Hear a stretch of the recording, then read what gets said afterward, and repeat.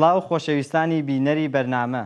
بینەرانی بەرنامەی لاوان ئەم کاتە و هەموو کاتێکتان باش. سێشەمەیەکی دیکە و بە بەرنامەیەکی دیکەی لاوان لەگەڵتانین. لە 30 ڕێبەندانی 1324 هەتاوی و لە سەردەمی یەکەم دەسەڵاتی سیاسی و مۆدرنی کورد واتە کۆماری کوردستان یەکەم ڕێکخراوی تایبەت بە توێژی لاو لە ڕۆژهەڵاتی کوردستان دامەزرا.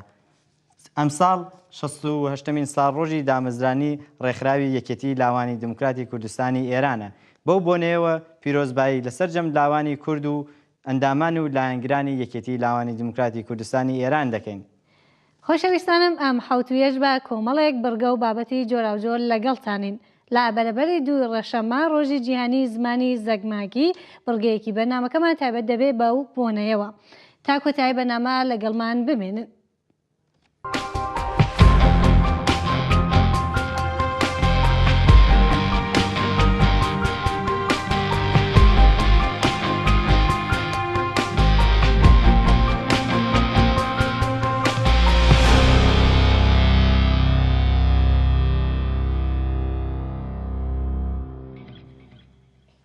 هۆکارەکانی ئینکاری زمانی نەتەوەکانی نیشتەجێ لە ئێراندا، ئەقڵیەتی ڕژیمەکانی پەهلەوی و کۆماری ئیسلامی دەرهەق بە زمانی دایکی، ئەرکی ڕۆشنبیران و چالاکان و ڕێکخراوەکان لە هەمبەر زمانی دایکی و کاریگەریە دەرونیەکانی نەخوێندن بە زمانی دایکی لەسەر تاک.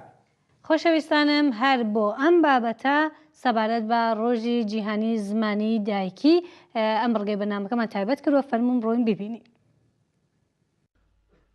ڕۆژی 2 ڕەشەمە کە وەکو ڕۆژی جیهانی زمانی دایکی دەستنیشان کراوە لە بنەڕەتدا ئەگەڕێتەوە بۆ مێژووی بەرەنگاربوونەوەی کۆمەڵێک لە خوێندکارانی زانکۆی داکا لە بەنگلادێش لە ساڵی 1952 زاینی کە دژ بە سیاسەتەکانی دەوڵەتی پاکستان لە بەرامبەر مافی نەتەوەکان و زماندا خۆپیشاندانیان ئەنجامدا و ژمارەیەکی زۆریان بەدەستی هێزە نظامیەکانی سوپای پاکستان کوژران و لە ئەنجامی ئەو داواکاری و ناڕەزایەتیانەدا دواتر لە 7 نۆڤەمبری ساڵی 1999 زاینی بۆ یەکەم جار لەلایەن ڕێکخراوی یونسکۆوە ڕۆژی 2 ڕەشەمە وەکو ڕۆژی زمانی دایکی نەتەوەکانی جیهان ڕاگەیەندرا.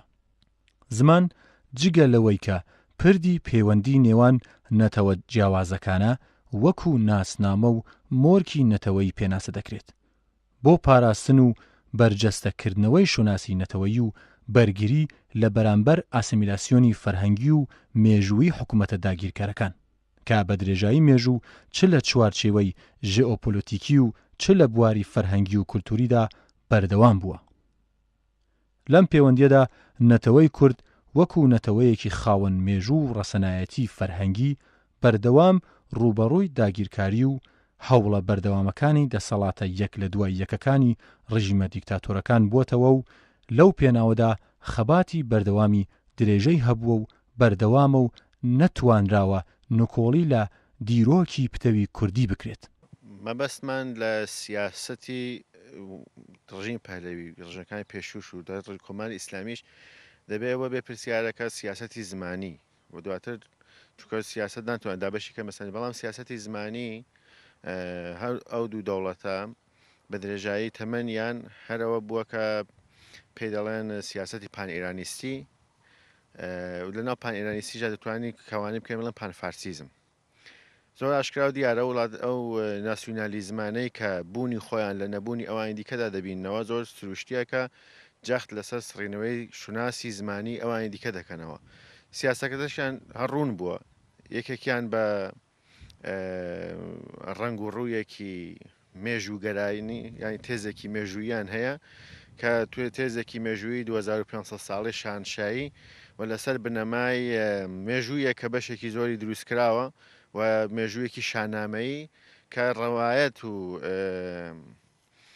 گێڕانەوەکەی لە کۆمەڵێک سیستمێکی ئوستوری فکری فارسیدا دەبینێتەوە کە ئەمە تەعمیمەکان بەسەر ئێراندا.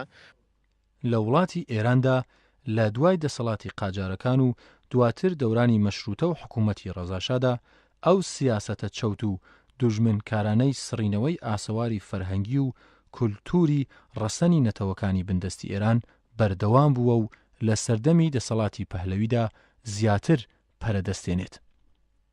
بە شێوەیەک لە قۆناغی حکوومەتی پاشایەتی لە ئێراندا لە نێوان ساڵەکانی 1921 تا 1946 زاینی بە شێوەیەکی گشتی خوێندن و نووسین و چاپی کتێب و بڵاوکراوە و تەنانەت نووسراوی سەر تابلۆی نێوشارەکان بە زمانی کوردی قەدەغە کرا و زمانی فارسی وەکو زمانی سەرەکی و فەرمی وڵات بەسەر زمانی نەتەوەکانی تردا سەپێنرا.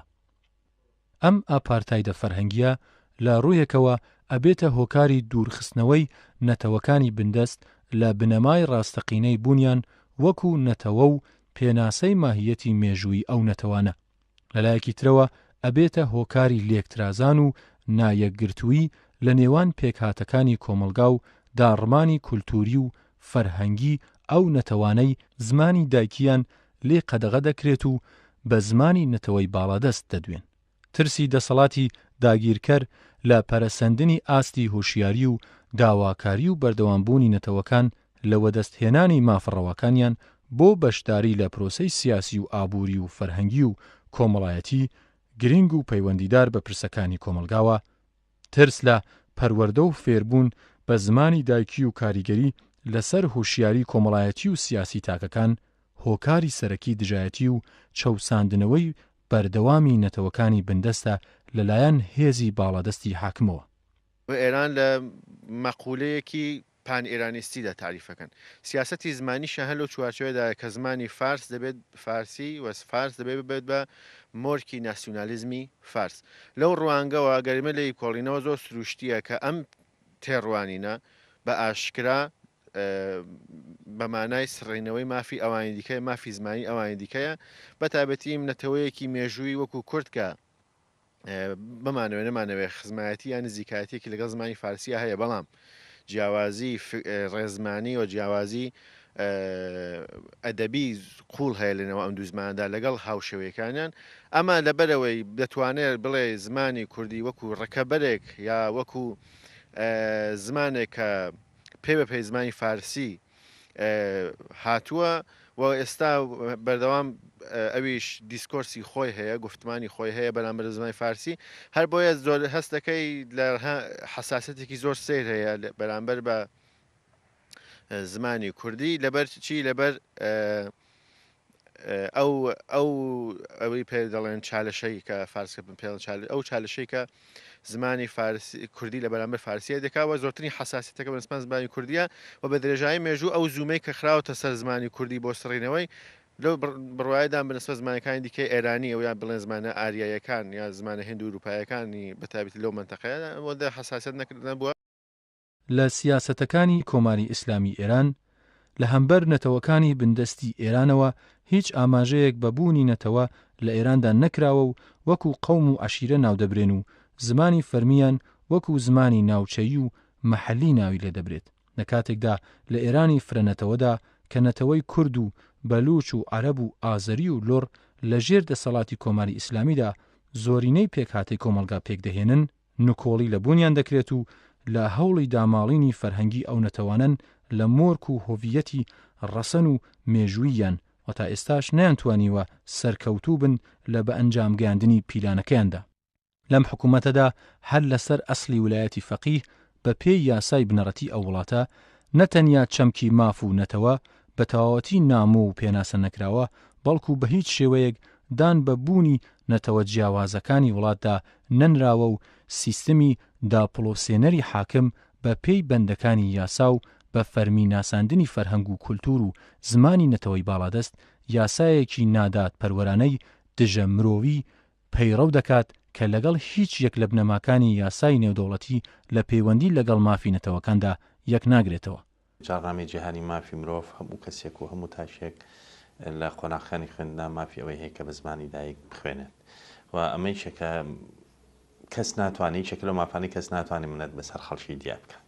بەڵام بەداخەوە زۆرجار کای سیاسیەکان و زۆرجار ڕژێمە دیکتاتۆرەکان وای کردووە کە جاکاری بکات لە نێوان زۆرینە و کەمینە یاخود ئەو گەلانی کە بندەستی زۆرینەکەن یاخود ڕژێمە چەوسێنەرەکانن هەمیشە بێبەشکراون لە خوێندن بە مافی خۆیان دیارە منداڵ ڕەنگە لە منداڵیا زۆر درکی بەوە نەبێت ئەگەرچی تووشی قورسی و گرانی دەبێت لەوەی کە لە ماڵەوە بە زمانێک ئاخەفت نەکاوە کاتی دێتە خوێندنگە دێتە قوتابخانە سێرەکە زمانی خوێندن و نووسینەکە جیاوازە لەوەی کە لە ماڵەوە قسەی پێ دەکات و ئەمە هەم تووشی قورسیشی دەکات لە ئیستیعابکردن لە وەرگرتن لە فێربوون بەڕاستی و دوجاریش هەست بە زۆڵمێک دەکاسەکە کە زۆڵمێکی لێکراوە هەست بە بچووکی خۆی دەکاوە زۆر جار ڕەنگە منداڵ ئەو پرسیارە لە خۆی بکە بۆچی من بە زمانی دایکی خۆم ناخوێنم بۆچی من جیاوازم لە منداڵانی تر بۆچی نەتەوەکانی تر خۆیان بە زمانی خۆیان نەخوێنن ئەمە زۆر جار هەست بە زۆڵمکردن هەست بە نادادپەروەری هەر لەو منداڵیەوە کە سەر هەڵەدات لە ناخی ئینساندا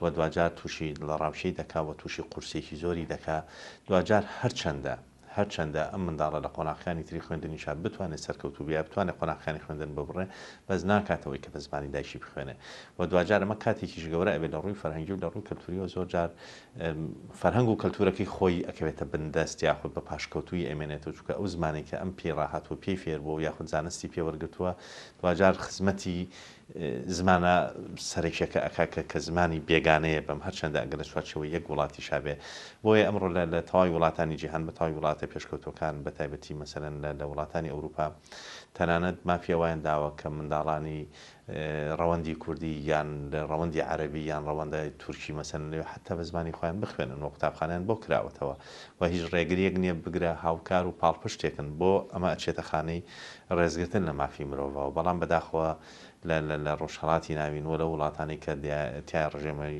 چەوسێنەر و داپڵۆسێنەر و دیکتاتۆر حکوم دەکەن هەمیشە ئەو مافە نادەن بە گەلانی ژەردەستی خۆیان و دوجار ئەمە پێم وابێ بڕناکە هەتا سەر دوجار ئەو مافە هەر دەگەڕێتەوە بۆ هەڵنیشتمانیانی ئەو وڵاتانە یاخود بۆ گەلان و نەتەوانی کە هەتا ئەسەر ڕێگیریان لێ دەکرێت و کاریگەری خراپی دەبێت لە ڕاستیە بۆ سەرباری دەرونی تاک لێرەدا ئەرکی هەموو تاکێکی خاوەن بیر و ڕۆشنبیری کوردەکە بە بەرەنگار بوونەوەی سیاسەتەکانی ڕژیم لە هەوڵی زیاتر دەوڵەمەندکردنی فەرهەنگی نەتەوەکەماندا بن و لە سەنگەری بەرگری لە مافڕەواکانمان پشت ئەستور بە هێزی پتەوی نەتەوەکەمان بۆ سەرکەوتن و گەیشتن بە ئامانجەکان بەردەوام بن.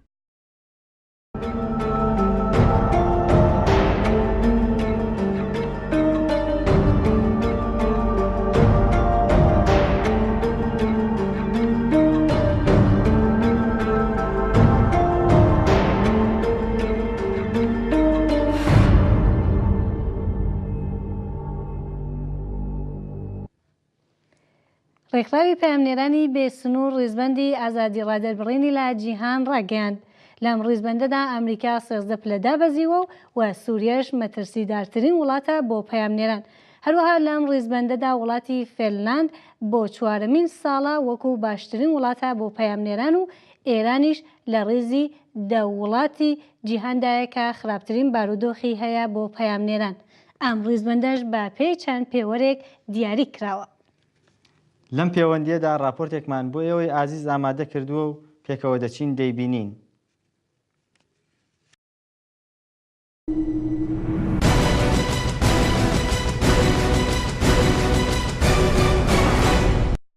پەیامنێرانی بێسنوور ڕیزبەندی ساڵی 2013 زاینیان بۆ ئازادی ڕاگەیاندن لە هەستی جیهاندا بڵاو کردەوە کە ئەمریکا 13 پلە دابەزیوە و سووریا بە مەترسیدارترین وڵات بۆ پەیامنێران دەستنیشان کراوە. ڕیزبەندی ئەمساڵی پەیامنێرانی بێسنوور بە پێی چەند پێوەرێک دیاری کراوە کە بریتین لە ئاستی سەرکوت و گوشار، سربەخۆیی، فەزاگشتی و سانسۆر، چوارچێوە یاساییەکان کە ئەمەش بەپێی لێدوانی کریستۆف دۆڵوار بەرپرسی یەکەمی ئەو ڕێکخراوەیە. بەپێی پێوەرەکان هەریەک لە وڵاتانی فێنلاند، هۆڵەند و نۆروێژ لە سەرەوەی ئەو ڕیزبەندیەیە و وڵاتانی تۆرکەمەنستان، کۆرەی باکوور و ئێریترا لە خوارەوەی ئەو ڕیزبەندیەدان. وڵاتی فێنلاند لە قارەی ئەوروپا بۆ چوارەمین ساڵی یەک لە دوای یەک وەکو باشترین وڵات بۆ پەیامنێران دیاری دەکرێت و لە ڕیزبەندی یەکەمی ئەو ڕیزبەندیەدایە.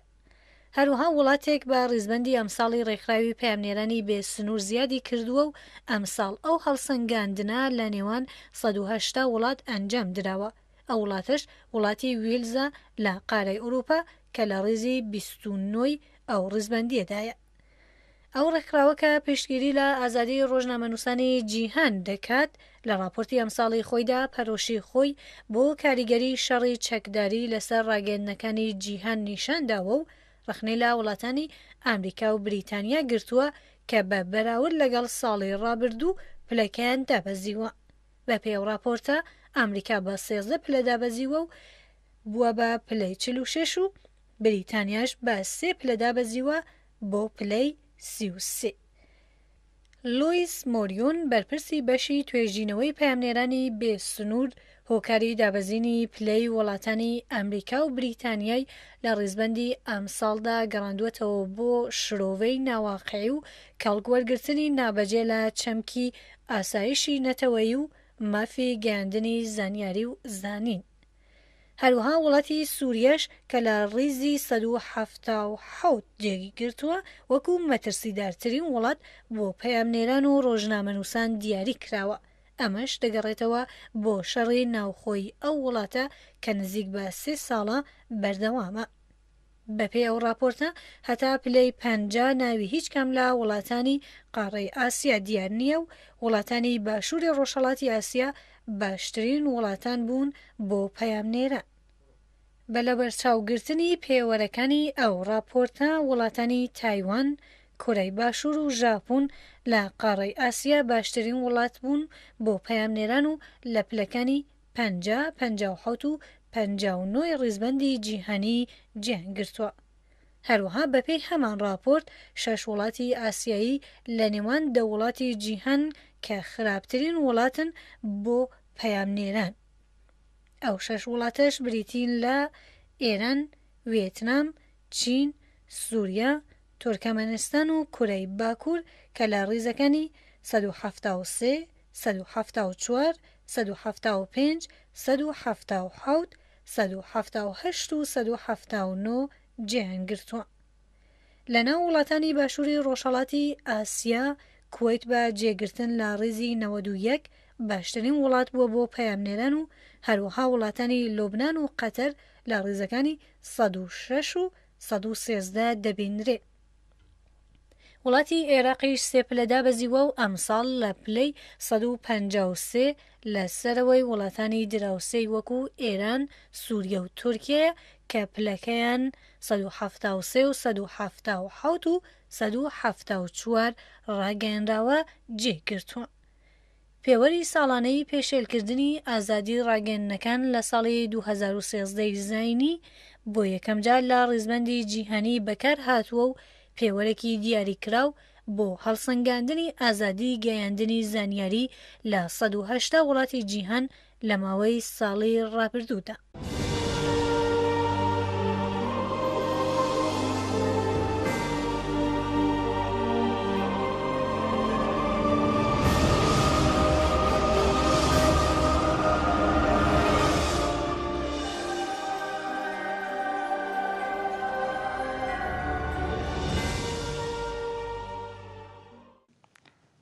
لاوێکی گۆرانی بێژی ئیلامی هەندێک لە کارەکانی خۆی بۆ نردوین و باس لە خۆی و ئەو کێشە و گرفتانە کە بەرەو ڕووی ئەو هاوتەمەنەکانی دەبێتەوە لەم بوارە دەکا.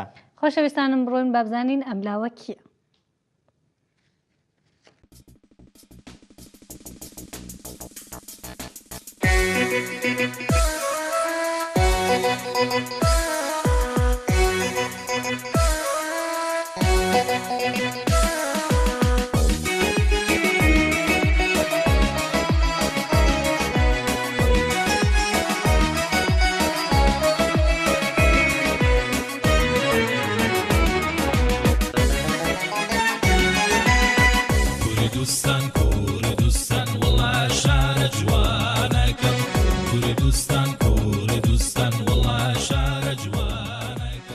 سەجاد مهدیان لەدایکبووی ساڵی 1366 هەتاوی لە شاری ئەیوانی غەربی پارێزگای ئیلام.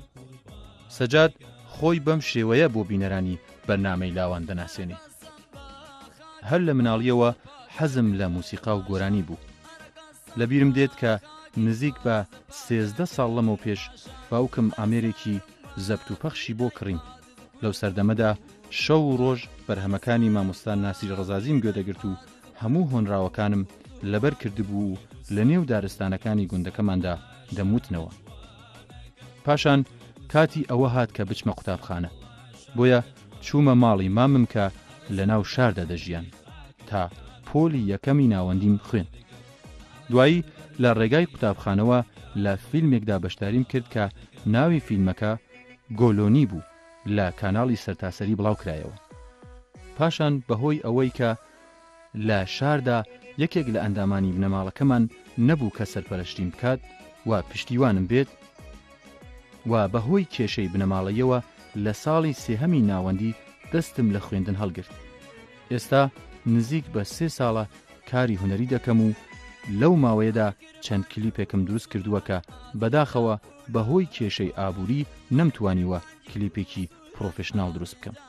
بەڵام هۆنراوەی مریەمم 3 ساڵ لەمەوە پێش بە یارمەتی شەهرامی فەتاحپور کە ئاهەنگی لەسەر ئەو هۆنراوەیەدانا تەواو کرد. دیارە ئەو هۆنراوەیە هی خۆمە. هەروەها ئێستاش سەرقاڵی دانان و نووسینی چەند هۆنراوەی دیکەم.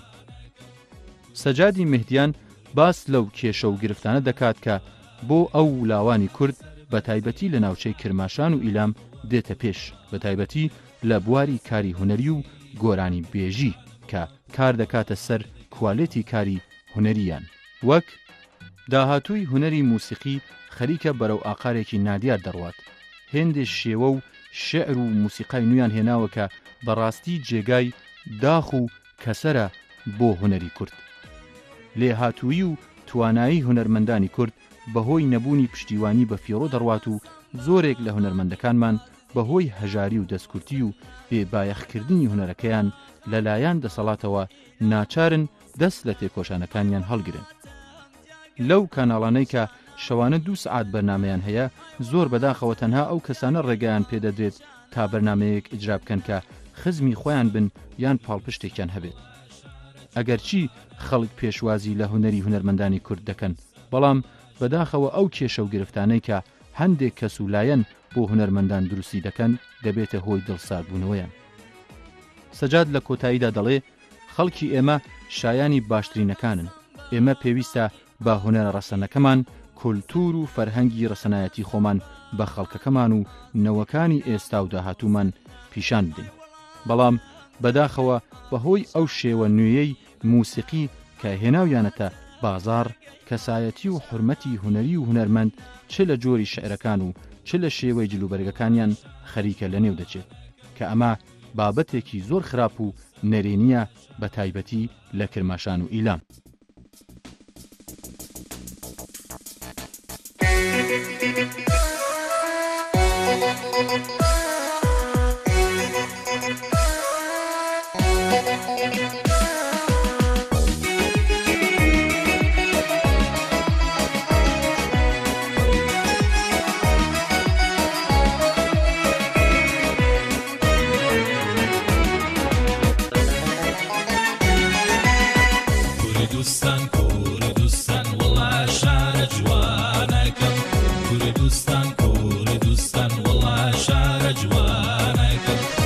سربرزی خاک دیگانم و قربان دکم، سربرزی خاک دیگانم و قربان دکم. أنا قسم بخاکی عزیز پاک کرماشان، أنا قسم بخاکی عزیز پاک کرماشان، أنا سرم و فدای عزیز کرد و کردوان، أنا سرم و فدای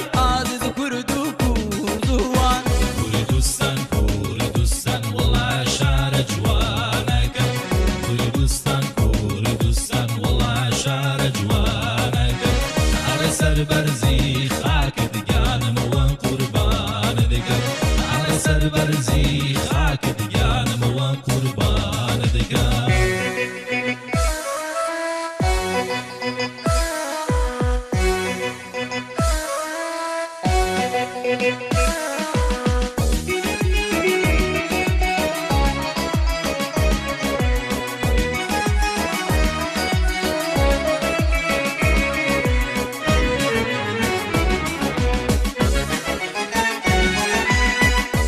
کرمانجی و سوران ئازی جاپولا کۆڵۆ ئەرە کرمانجی و سوران ئازی جاپولا کۆڵۆ ئای هەورامی و شاکەک هاوەرەوە فەیلی و کەڵهۆڕ ئای هەورامی و شاکەک هاوەرەوە فەیلی و کەڵهۆڕ کوردستان کوردستان وڵای شارە جوانەکەم کوردستان کوردستان وڵای شارە جوانەکەم ئەرە سەربەرزی خاکت گیانمەوە قوربانە دەکەم ئەرە سەربەرزی خاکت گیانمەوە قوربانە دەکەم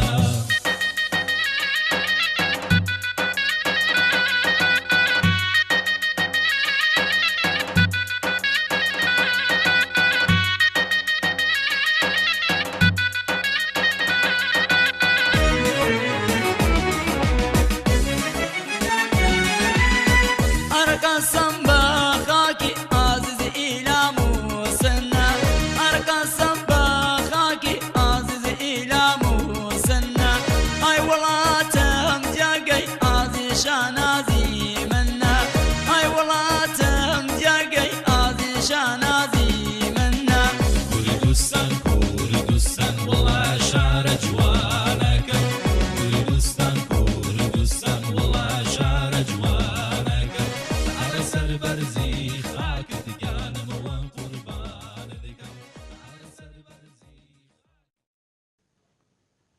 بەم شێوەیە گەیشتنە کۆتایی بەرنامە. جارێکی تر پیرۆزبایی سی ڕێبەندان ساڵڕۆژی دامەزرانی یەکێتی لاوانی دموکراتی کوردستانی ئێران لە هەموو لایەک دەکەین. facebook.com/لاوان تیشک پردی پەیوەندی نێوان ئێمە و ئێوەیە. لا بەرنامەکانی داهاتوودا چاوەڕوانمان بن کاتێکی شە ماڵاوە.